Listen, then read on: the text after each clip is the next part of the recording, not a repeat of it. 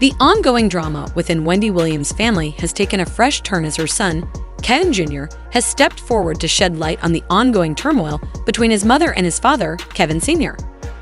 Despite their divorce nearly 5 years ago, Kevin Jr. alleges that his father continues to manipulate Wendy for financial gain, demonstrating a relentless pursuit to exploit her resources to sustain his lifestyle. This latest revelation reignites memories of the infamous altercation between Kevin Jr. and Kevin Sr. a few years back, stemming from Jr.'s discovery of his father's scheme to manipulate Wendy for her wealth. Jr.'s recent outspokenness suggests a readiness to confront his father head-on, leaving no stone unturned in his quest for justice. Support for Wendy Williams has surged, with Kevin Jr. emerging as a vocal advocate for his mother. The public stands in solidarity with Wendy, rallying against Kevin Hunter's alleged exploitation and manipulation. Amidst the tumult, it's crucial to differentiate between Kevin Jr., affectionately known as Jr., and his father, Kevin Sr., to avoid confusion. The Williams-Hunter saga dates back to their union in 1999, a marriage marred by infidelity and betrayal. Despite Wendy's awareness of her husband's affair with Sharina Hudson, she remained tolerant until Kevin fathered a child with his mistress, ultimately leading to the demise of their 2-decade-long marriage. Throughout this tumultuous period, Jr. bore witness to the unraveling dynamics between his parents, demonstrating a keen understanding of the situation despite his youth. Contrary to misconceptions, children possess a remarkable perceptiveness, often discerning familial tensions and conflicts even without explicit disclosure from their parents. Jr., having been 19 years old at the time of his parents' separation, was acutely aware of the circumstances surrounding their split, exacerbated by incessant media scrutiny. He witnessed firsthand the fallout of his father's indiscretions, alongside Wendy's retaliatory actions, which Kevin Sr. has now exposed. Kevin Jr.'s decision to speak out underscores his unwavering support for his mother and his determination to confront his father's alleged wrongdoing. Wendy's fans and supporters echo his sentiments, rallying behind her amidst this latest chapter of familial strife. In retrospect, the Williams-Hunter saga serves as a cautionary tale of betrayal, resilience, and familial bonds tested by adversity. Through Jr.'s courage and advocacy, the spotlight shifts once more onto the intricate dynamics within Wendy Williams' family, as they navigate through the aftermath of betrayal and seek closure amidst the public eye. He said, "When the news was out, I told her I would step down from the show, and when he told me I need to stay because I was having a kid, I stayed only to later be lined up. I got fired from management, served divorce papers, and also fired from the show all in the same day." Wendy unquestionably found great pleasure in engaging in this activity, as she openly expressed during an interview. And to this day, it still is forever. Doesn't mean I love you, not like that. I glued the mailbox closed with the Gorilla Glue and having a good old time in my own head saying, all right, Wendy, you've always been strong. Girl, this is your time. You gotta get... During their marriage, Wendy took on the responsibility of paying the bills, with Kevin and Sharina essentially living off her earnings. Kevin used Wendy's hard-earned money to finance his affair with Sharina, splurging on fancy cars, a house, and failed business ventures for her. After Wendy left him, instead of seeking employment, Kevin decided to pursue alimony from her, despite being the one who cheated. He even audaciously demanded child support, although their son was legally an adult and sided with his mother, feeling embarrassed by his father's blatant money-grabbing tactics. Their conflict escalated to a physical altercation, resulting in Jr.'s arrest and further tarnishing Kevin's image. Wendy initially seemed to have the upper hand, but her fortunes took a turn when she began experiencing health issues, forcing her to step back from her show's promotional activities and cancel her appearance at the season premiere due to complications from Graves' disease and a bout with COVID-19. Rumors swirled about Wendy's deteriorating health, with speculations ranging from psychiatric hospitalization to early-onset dementia, further fueled by allegations from media personalities like Tasha K. Tasha K suggested that Wendy was residing in a safe house rather than her Manhattan apartment, adding fuel to the speculation surrounding Wendy's well-being. Despite Wendy's reassurances to fans about her return, concerns grew as her absence prolonged. The once vibrant and outspoken talk show host now seemed shrouded in uncertainty and secrecy, leaving her audience to wonder about her true condition and the future of her career. The saga between Wendy, Kevin, and Sharina not only exposed the messy aftermath of their marriage, but also shed light on Wendy's personal struggles, amplifying the public's intrigue and sympathy towards her plight. As the rumors continued to swirl and Wendy remained out of the spotlight, the uncertainty surrounding her health and well-being only deepened, leaving fans and critics alike eager for any updates on the beloved TV personality's condition. Wendy done. Wendy done. Wendy is done. And I don't like to say this, and she has early stages of dementia. In addition to the allegations of dementia, let's also address Tasha K's assertion that Wendy has experienced a complete loss of blood flow to the lower extremities, rendering her capable of only moving around in a wheelchair. Now, she has lost all blood circulation to the bottom of her legs and her feet, so she can't. He said we haven't had any alerts like that, and I haven't seen anything like that, or have had conversations with her that would lead me to believe that we routinely go up and check on Wendy, so no, we don't have any concerns concerning her mental state. It's all physical. Shortly after, The Sun published an article suggesting Wendy's poor mental health and implied her family was concealing her true problems. The Sun wrote, according to sources, Wendy's manager was summoned to her penthouse apartment after she had appeared unwell during a Zoom show taping earlier in the week. Her manager and a small group of confidants arrived at the host's home to lend support to the struggling talk show queen. Numerous reports surfaced detailing Wendy's distressing situation, revealing she was discovered unclothed in her room, exhibiting alarming behavior and uttering inappropriate remarks. Witnesses, startled by the scene, promptly sought medical assistance. However, upon the arrival of healthcare professionals, Wendy's aggression escalated.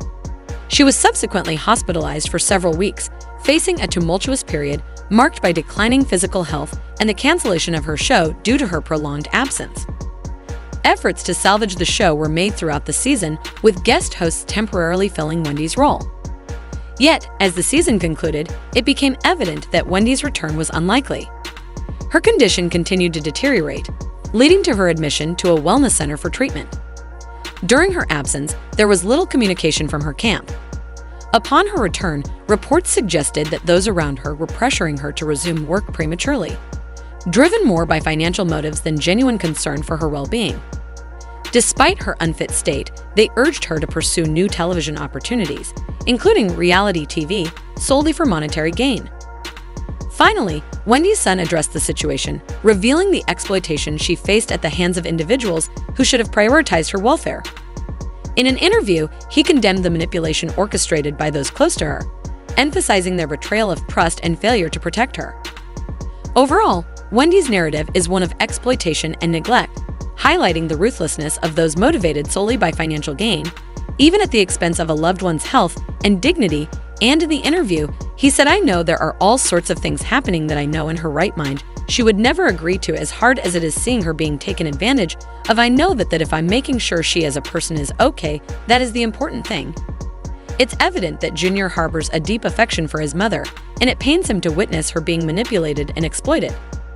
He said what's been made more important by the people around her is that while her health may not be great, she needs to keep on earning income, and in my opinion, that should not be a priority at all, and whoever has been hired, they are taking advantage of someone who needs to get better. He also claimed that people were taking advantage of her drinking, saying there are a lot of people who are very aware that there is an issue with her drinking and how that issue may be helped, but I think these people are taking advantage of it while allowing it to play out to make it look like they aren't causing the issue. If they aren't pregnant, they are definitely enabling a type of personality and giving her the green light to drink. In 2020, DJ Boof's abrupt exit from the Wendy Williams show sparked speculation. Known as the show's DJ, his departure left fans questioning if he was fired or had conflicts with producers. Later revealed, Boof left due to his frustration with producers and managers ignoring Wendy's decline. His departure shed light on enabling behaviors around Wendy, mirroring recent criticisms. Fans on Instagram noted the pattern, echoing Boof's concerns. This instance, reminiscent of past enabling accusations, highlights a recurring issue within Wendy's circle. DJ Boof's departure serves as a reminder of the ethical responsibilities of those around public figures amidst personal struggles. And said, "Wendy, you need to stop your show and seriously get help. Your camp is just watching you spiral instead of sending help. Shame on them." Another fan commented on this and said she don't listen to them, probably why DJ Boof left the show. Now DJ Boof himself replied to this fan and said, "Yep, exactly, and it will all come out. Y'all have no idea what's really going on, and everyone there is afraid to speak up because they don't want to lose their jobs. This is going to play out bad. I feel sorry for the workers and victims. Have a blessed day." Wendy lacked supportive companions, complicating matters. Over time, she seemed to improve and expressed readiness to love anew. I can't wait to fall in love. Okay. Now, I'm serious about that. It's not enough that I sit home by myself at 58 years old. I can't wait to fall in love. Yeah. And I don't want to get married. I want him to have already had kids. I want him to be someplace around my age, maybe 10 Right. years younger than me and maybe 15 years older than me. Her fortunes turned brighter, announcing a forthcoming podcast filmed in her New York apartment. Excitement dimmed when a source refuted its existence, casting doubt on her plans.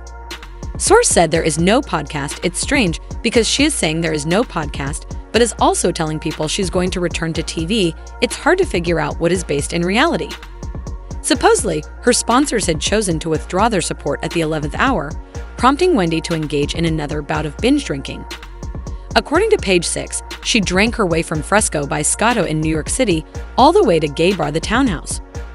Rob Shooter, the host of the Naughty But Nice podcast, also disclosed the details of how everything unfolded. We had a bite, we had some drinks, but then when we were getting ready to say goodbye, Wendy didn't really want us to leave. He stated Wendy suggested heading to the bar at the townhouse for more drinks. Another witness affirmed Rob's account, noting Wendy openly expressed her desire to get drunk. However, her publicist presented a contrasting perspective on the matter and said apparently Wendy went out celebrating the new things in her life. She is bringing in Wendy too. Zero, she is happy and excited for her new opportunity and zest for life. There are a lot of new things in the works and Wendy was celebrating. This statement reframed perceptions, suggesting Wendy's life was flourishing. However, news sources revealed her financial downfall, forcing her to sell possessions for funds.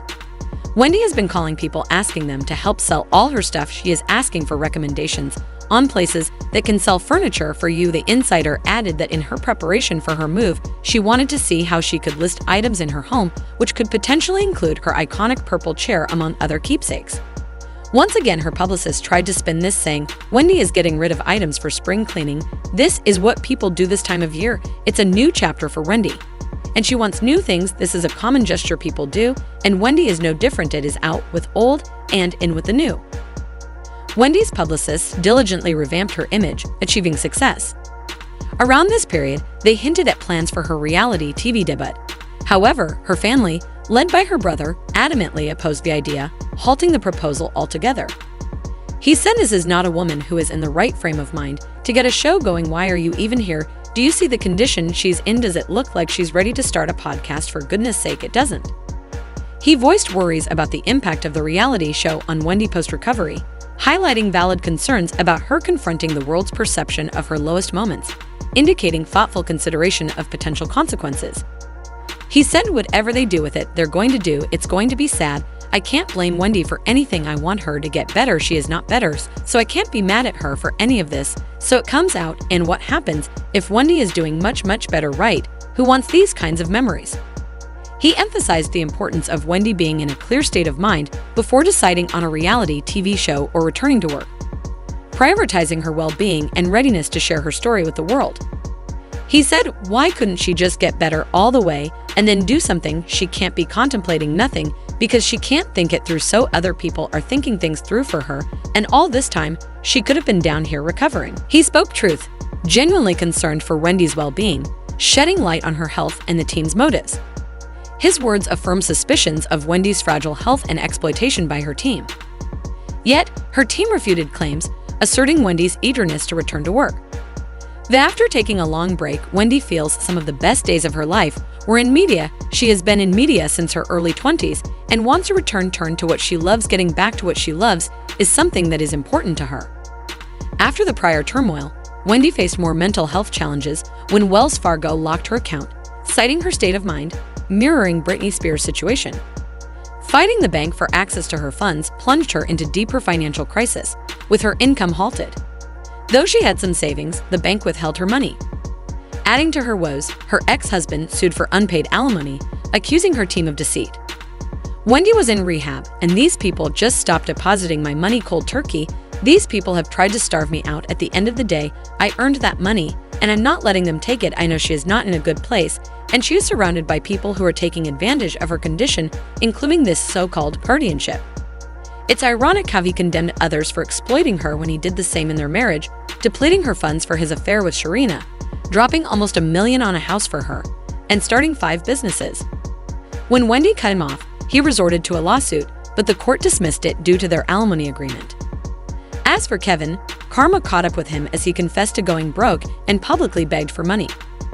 I have fallen behind on most of my bills. I'm behind on credit card payments because I have no money since the severance payments were suspended. My life has been greatly affected since the plaintiff stopped making payments under our settlement agreement. The fact that I am unable to sustain my life and pay my bills in order is extremely urgent to me. I cannot pay my bills and sustain my day-to-day living. Reports suggest that Sharina left Kevin when the money stopped, allegedly fleeing as soon as funds dried up. Rumors even claim a talk show host found amusement in her departure from her serial cheating ex, who ended things with his mistress due to excessive spending of his ill-gotten wealth. Sources confirm Sharina's retreat to her mother's home, indicating a significant change in her circumstances. Now, I am hearing that her ex-husband Kevin and Sharina are no longer together, and you know what that is. Well, come on now. The money gone. What you thought was going to happen? The money is gone. The trailer for her forthcoming documentary was released last week, revealing a disheartening truth: she hasn't bounced back to her former self. In a candid opening, she bravely confessed that she remains financially depleted, having lost all she once possessed. Put in front of a judge and given a guardian. That was when they took her away from us. I have no money, and I'm going to tell you something. If it happens to me, it could happen to you. As her family, we were all sitting on the sidelines watching, and she was crying out for help. The trailer also hinted at her ongoing struggle with drinking. Drink this whole thing today? Keep it there. Okay. Keep it there. Fortunately, Junior is there to support Wendy. In the trailer, he expressed his desire for his mom not to work, hinting that he might not want her to pursue the documentary either. She always talks about how she wants to work, but I feel as though she's worked enough.